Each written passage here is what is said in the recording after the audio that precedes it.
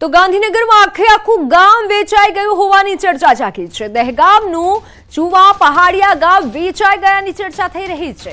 પહાડિયા ગામના દસ્તાવેજનો વિવાદ, રહેઠાણના પુરાવા હોવા છતાં લોકો ચિંતામાં છે। 142 સર્વે નંબરમાં વસેલું છે આ ગામ। 50 વર્ષ પહેલા લોકોએ વસવાટ કર્યો હતો। જમીનના મૂળ માલિકે સ્વેચ્છાએ જમીન રજીસ્ટર આપી હતી।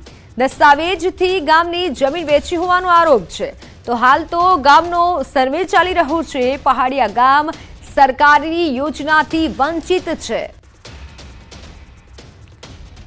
ગાંધીનગરથી મારી સાથે સંવાદદાતા ગૌતમ જોડાઈ ચૂક્યા છે। ગૌતમ, આખું ગામ વેચાઈ ગયું હોય તેવી ચર્ચા જાગી છે। વધુ વિગત આપની પાસે કેવી આવી રહી છે?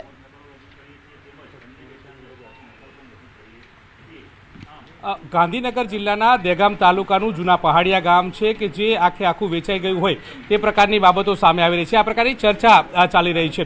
અમે પણ આ ગામ ખાતે પહોંચ્યા છીએ। ગામમાં તમામ જે લોકો અત્યારે હાલ તમે જોઈ રહ્યા છો કે સમગ્ર ગામમાં વસતા લોકો જે છે તે પણ જોવા મળી રહ્યા છે। આ તમામ લોકો જે છે તે પોતાની ચિંતા જે છે તે વ્યક્ત કરી રહ્યા છે। મહત્વનું સાથે સાથે એ પણ છે કે અત્યારે હાલ ગ્રામજનોમાં ચિંતા છે કે ગામ વેચાઈ ગયું તો કેવી રીતે વેચાઈ ગયું, કોણે વેચ્યું છે, આ પ્રકારની ચિંતા છે। જોકે આ બાબતોને લઈ અને મામલતદાર ઓફિસમાંથી સર્વેયર પણ પહોંચી ચૂક્યા છે। હાલ ગામનો સર્વે જે છે તે કરી રહ્યા છે કે વાસ્તવમાં સ્થિતિ શું છે, વાસ્તવમાં પરિસ્થિતિ શું છે તેનો ચિતાર મેળવી રહ્યા છે।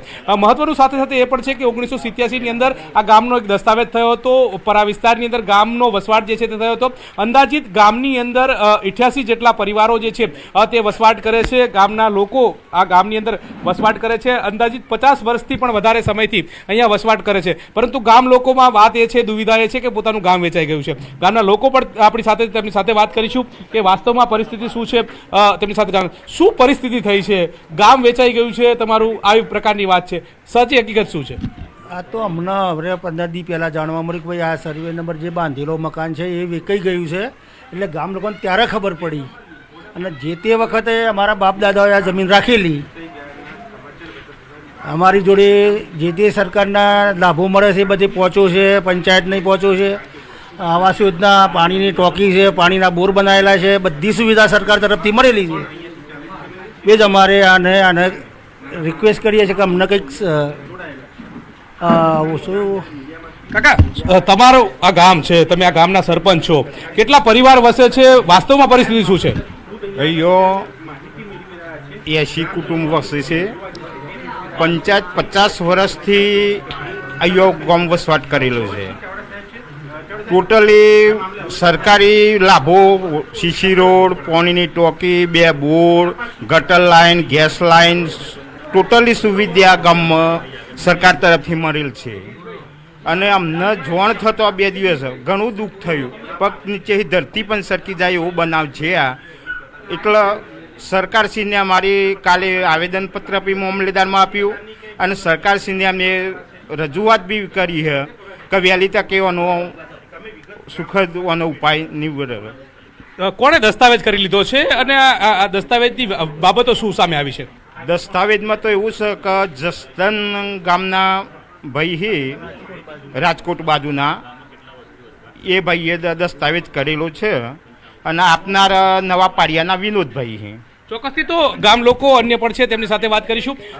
ક્યારે દસ્તાવેજ થયો તો ગામનો, વાસ્તવમાં પરિસ્થિતિ શું છે? 13/6/2024ના દિવસે દસ્તાવેજ થયો અને આ અમને ખબર પડી લગભગ 20 દિવસ પછી કે ભાઈ આ ગામ અમારું 50 વર્ષથી અહીંયા વસવાટ કરે છે અને 50 વર્ષથી વસવાટ કરવા છતાં આ લોકો આ બારોબાર જ એમના અમારા બાપ દાદાએ જમીન રાખેલી અને રાખવા છતાં આ વારંવાર આ લોકોએ ભેગા મળી અને જે સાર્વજનિક પહેલાં તો એવું હતું કે ભાઈ જૂનો દસ્તાવેજ ફળિયામાં બેસીને કરવામાં આવતો હતો, તો આ રીતે ફળિયામાં બેસીને આ દસ્તાવેજ કરવામાં આવેલો અને પછી આ લોકો અત્યારે પાછળ ફરતા છતાં પણ આ દસ્તાવેજ પાકો દસ્તાવેજ નહોતા કરતા અને એમનો બાપો મળી ગયો ભીખાજી અને આ છોકરાઓએ વારસાઈમાં વારસદાર તરીકે નોમ નોંધાવી અને આ જમીન વેચી મારી વારોબાર।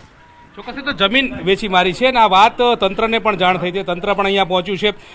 એક જાતનો જે પુરાવા જે છે તે ગામના એકત્ર કરી રહ્યા છે, સાથે સાથે પંચનામું પણ કરી રહ્યા છે। આપણી સાથે જે સરકારી તંત્ર છે તેમની સાથે વાત કરીશું। ક્યાંથી તમને ખબર પડી, વાસ્તવમાં પરિસ્થિતિ શું છે અને અત્યારે અહીંયા તમે પહોંચ્યા છો, શું તપાસ કરી રહ્યા છો?